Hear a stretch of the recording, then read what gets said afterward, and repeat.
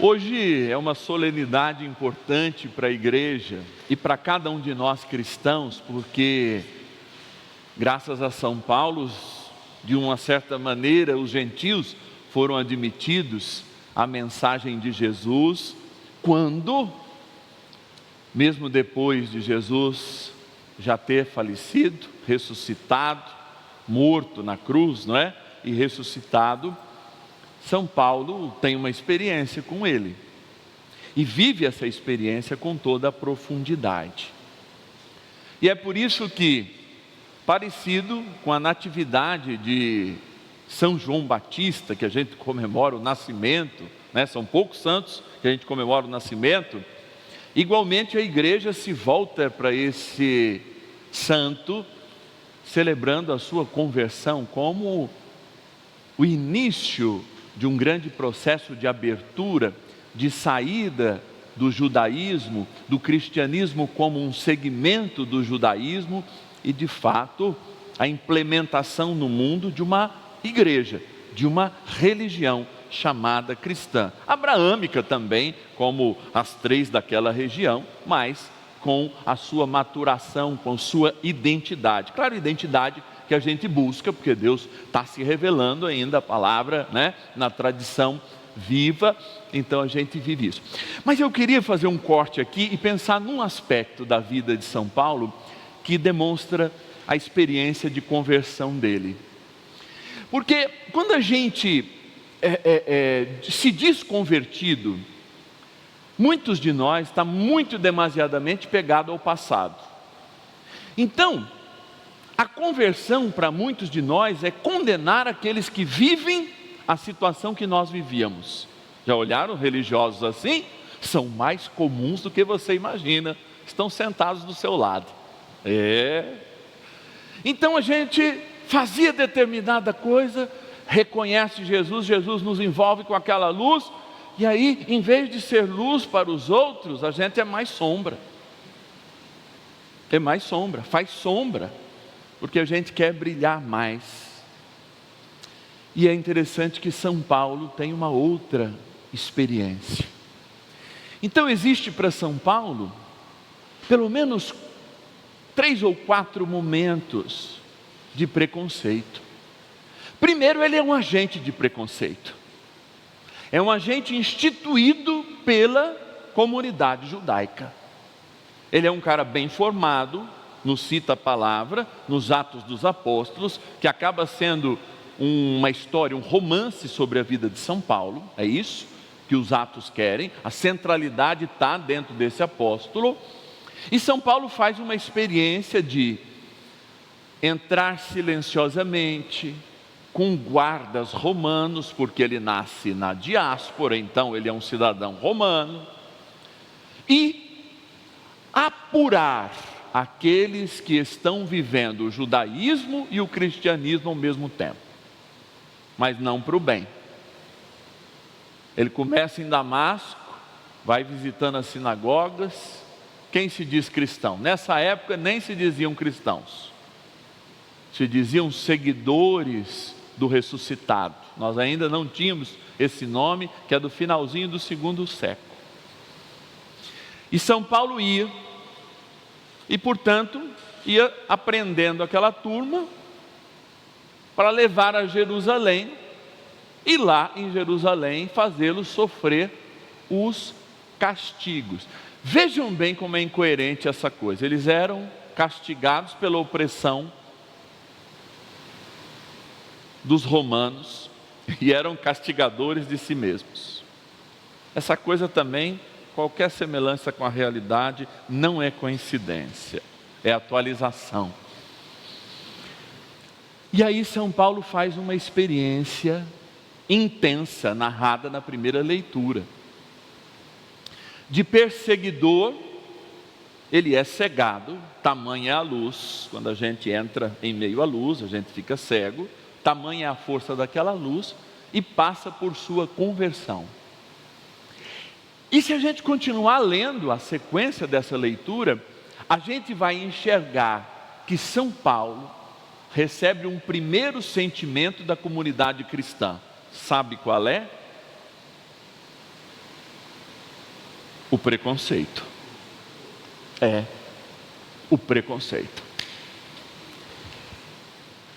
Ele recebeu o preconceito, teve que ficar escondido um bom tempo, demorou para ser aceito. Por quê? Ele vinha à comunidade judaica, às sinagogas, encontrava quem celebrava no domingo, celebrava o sabá bonitinho, mas no domingo também celebrava a Eucaristia, prendia essa turma, dava uma surra neles, eles falavam, não vou mais fazer, soltava eles, outros não, iam até Jerusalém. Então São Paulo era conhecido no trecho, por ser X9, então sofreu o preconceito, mesmo tendo um introdutor, um grande amigo, que lhe introduziu a fé naqueles momentos. Ele não foi aceito inicialmente na comunidade cristã, então foi preconceituoso, e o primeiro desafio dentro da comunidade cristã foi receber preconceito, mesmo depois da sua conversão. Deus tinha uma missão muito intensa para São Paulo.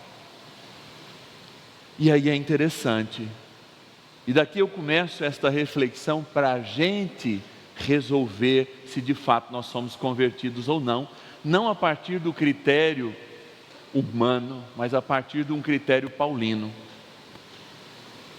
São Paulo é o grande responsável por brigar no primeiro concílio e em todos os momentos, inclusive com Pedro, para que os cristãos batizados não precisassem fazer a experiência do judaísmo, porque para ele a conversão ao cristianismo já seria o ato mais completo. Ele era contra a circuncisão, era contra os pagãos, gregos, etc. e tal, sírios, que se convertiam antes de terem passar pelo judaísmo para depois aderirem ao cristianismo. Por que eu estou dizendo isso? A pessoa que gerou o preconceito e queria aniquilar pelo preconceito o diferente, a pessoa que foi compreendida e recebeu preconceito por ser X9, teria todo o poder na mão e a força de um grande pregador e muito bem formado, e um grande historiador da vida cristã e da vida de Cristo, porque ele era um homem da palavra, para fazer com que a igreja continuasse a não ver também o mundo que foi salvo por Jesus. Padre, por que o senhor está falando isso? Eis o critério, a chave que muda para dizer se você está convertido ou não. Aquilo que você viveu de negativo tem que ser transformado na sua missão. E São Paulo, ao se converter e assumir o apostolado na igreja, mesmo não tendo conhecido Jesus pessoalmente, ele vai quebrar todo o preconceito que existe dos judeus para com os não judeus, para que os gentios, os pagãos, sejam aceitos como irmãos, pelo batismo, com a mesma graça, força, autoridade, munus dos que eram judeus e se batizaram.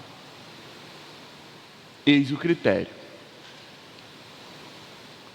Todas as vezes que eu continuar a julgar aquilo que eu fiz e não ajudar àqueles que continuam no mesmo pecado, eu não estou convertido.